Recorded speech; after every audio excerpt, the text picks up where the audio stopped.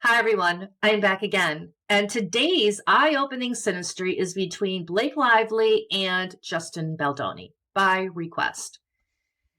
So I'm going to be going over everything that I found in this chart. The betrayal, the backstabbing, power controls, the main source of their feud between the two of them, and some secrets as well. So grab your popcorn. Now, his chaos in Sedna conjuncts her midheaven, and the midheaven sits at the top of the chart. So the whole world is going to see all of the chaos and the betrayal between the two of them, but no one really knows the backbone of it. But I'm going to get to that, but I have to run through everything. So all of the pieces all the pieces of the puzzle form together and shows the final picture. Now, chaos is self-explanatory, and Sedna, like I said, there's separation and betrayal. Her Dejanira and Alu conjuncts his midheaven. Dejanira has to do with victimhood. Victimhood of messy situations between the two of them. And now there's a lot of people that are on his side and they don't like her. They think she's a mean girl. And, she created all of this mess and now she really is the victim. But her Dejanira conjuncts his North Node. And the theme of this relationship for him was that she brought victimhood into this relationship, and it was one of the main themes between the two of them.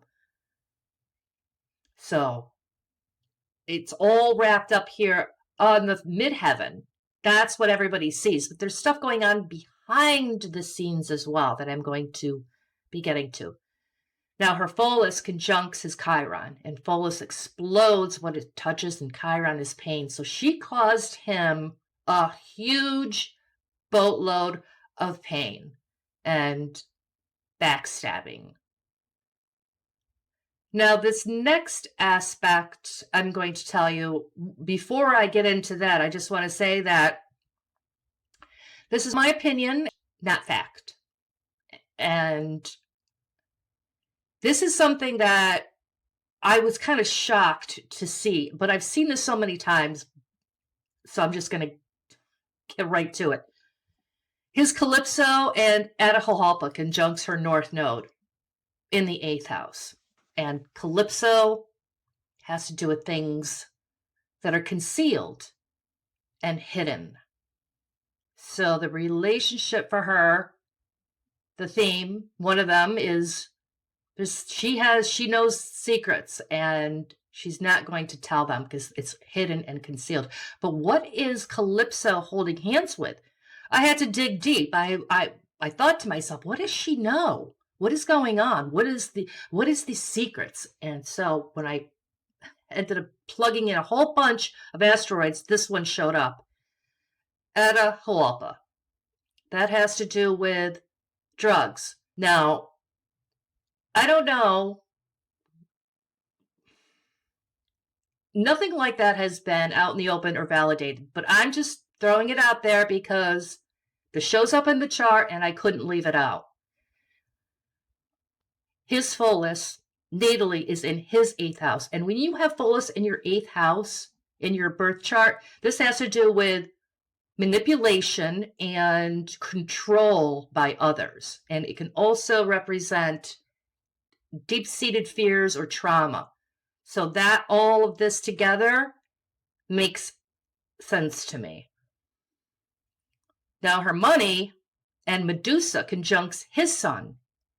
Money is self-explanatory, and Medusa, if you know the backstory of Medusa in Greek mythology, she had beautiful hair and it would turn into snakes, and then the men that looked at her, if they looked at her, she would turn them into stone. Now, in this case, her money and Medusa is in her 6th house, and that has to do with work.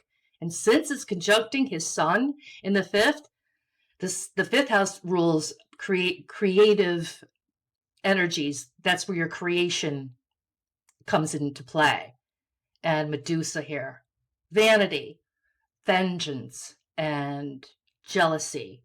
So I think that she was jealous of the creative process.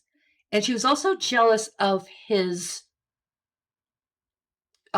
talents as well. I will get to that. But there's this vengeance and vanity, and she wanted to control him, to try to change the way the creative process was going. Now, his Mercury, conjuncts her Neptune, and Neptune rules movies and creative energies and the creative direction, because Neptune is in the 5th house, so that ties together. But her Neptune conjuncting his Mercury, she wasn't honest about a lot of things. There's lies, gaslighting involved over the creative process and where it was going. And her Zavist conjuncts his moon, and that has to do with jealousy. And I think that she was jealous. I think she is jealous, but she moved right in there and she wanted control because her Pluto conjuncts Justin's moon and Mars. And when you have Pluto conjuncting moon, and this is in Scorpio, so this is like power plays here. Pluto's naturally ruled by Scorpio, so it gives it extra energy to it. And she wanted to control him emotionally, and to not only to control him emotionally, but change him to the way she thought things should be. And there was huge arguments over it because her Pluto is also conjuncting his Mars. And if he fought back or he said something and she didn't agree with it, it would just erupt into war. And that is the energies that Pluto conjuncting Mars has in a Synastry chart. And her Pluto's on the IC, and his Mars is conjuncting her IC. So that all of this happened behind the scenes. Also, his Mars conjuncts her Hermione. And Hermione is that character in the Harry Potter movie that waves the magic wand. So she had like this control over him, and he didn't really see it right away. It was kind of foggy, which makes sense because of her Neptune conjuncting his Mercury. Mercury is a thinking and talking planet, and Neptune, like I said, gaslighting, fogginess, illusions. And now she's got Hermione conjuncting his Mars. She's waving this magic wand, and Medusa is there, and it's just one big sort of mirage.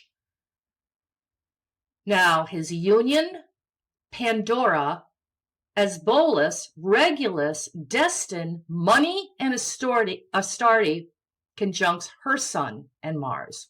The Sun, very important luminary. Whatever touches your Sun, you'll feel those energies very strongly. And with all of these asteroids, they're all jumping up and down and telling me a story. So I'm going to break it down for you.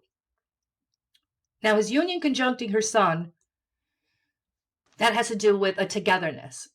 And they're not together like husband and wife or boyfriend and girlfriend, but they had a very strong relationship at work. They were like, he was my work husband, and she was Justin's work wife. So now we have union conjuncting Sun and Mars. Pandora is there as well. And Pandora has to do with, if you're familiar with Pandora, if you open up Pandora's box, all kinds of things come out that you don't really want to. It's just a very negative sort of energy. And as Bolus is there as well, and that has to do with traumatic situations, being in a situation that is not really good for peace and harmony. And Regulus is there, and that has to do with, that's a fixed star, and it has to do with fame and fortune. So that's what he brought into this relationship, as well as destiny and money and Astarte. And Astarte has to do with blow-ups and arguments.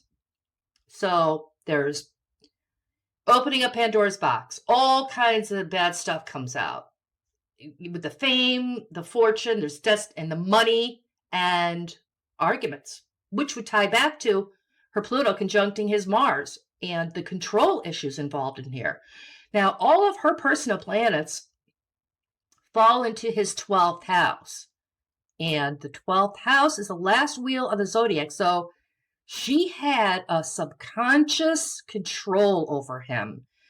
I don't think I've ever seen so many, a huge stellium of planets from one person falling into another's 12th house. And that's just like a nuclear energy of Blake was living in Justin's subconscious rent-free. And there was so much subconscious control with her towards him. Now, her nemesis and Cassandra conjuncts her ascendant natally. And whatever asteroids conjunct your ascendant, other people will see this. It's how you present yourself to the outside world. Now, nemesis has to do with betrayal, and Cassandra has to do with not really believing what you have to say. People won't believe you. So I think there's a lot of people that think that she is not what she seems to be, that she's a mean girl, which would coincide with nemesis and Cassandra. They don't believe what she has to say. Blake could be like, well, that's not really me. I'm not like that. And people aren't going to believe that she's the angel or some, a nice girl, because we have angel as a nice girl. Nemesis really is not the nice girl. So they're not going to really go along with what she says if it's something different than how they perceive her to be. That's really the energy here. Now, his Mad Hatter and Split conjuncts her South Node and Delilah has to do with backstabbing. So in this energy aspect, Mad Hatter has to do with there's blow-ups and drama and projection. So if you're involved in a blow-up, in a dramatic situation with somebody, they're going to blame you for the craziness that they are causing. And it's conjuncting her South Node. So she's not going to care, because that energy is conjuncting the South Node. It's very comfortable to you in the relationship. So she figured that, well, this is just how it's going to be on the movie. There's going to be blow-ups and drama and people accusing me of being crazy when I'm really crazy, or vice versa. And her Delilah is conjuncting her South Node. So she's very comfortable with that energy. And Delilah, typically, in the asteroid department, it has to do with being a backstabber. So again, drama, craziness, chaos, backstabbing, and his Split conjuncting her South Node. He was like, all right, that's it. I'm gone. I don't want to be involved in this anymore. This relationship is over. The movie is over. And she was like, well, yeah, well, that's to be expected. She didn't think that he was going to stick around and put up with this. I mean, he's got Mars and Scorpio, and it's not like they lay over and play dead. Now, her point of fortune conjuncts his Atropos, and Atropos has to do with the cutter in Egyptian mythology. Atropos had the scissors and cut the string, and it was over. So he was like, yeah, goodbye. And her Lachesis, Split, and Moon conjuncts his ascendant. Lachesis has the energies of death, and Split, gone, and Moon, she's the woman. He thought this felt very comfortable to him, like almost like we could be really good friends, but too much stuff going on behind the scenes with the backstabbing and all of the power controls over this creative process. That's really what she wanted in a nutshell. And she wanted it to go the way she wanted it to be. And that is the energies of Pluto. And then once this was finished, Lachesis, Death stepped in and Split. All right, I'm gone. Split from him, conjuncting her South Node. It's over. So that's all I have today. And I'm going to be back shortly with other Synastry charts. So hit the subscribe button to stay in the loop. Have a nice day.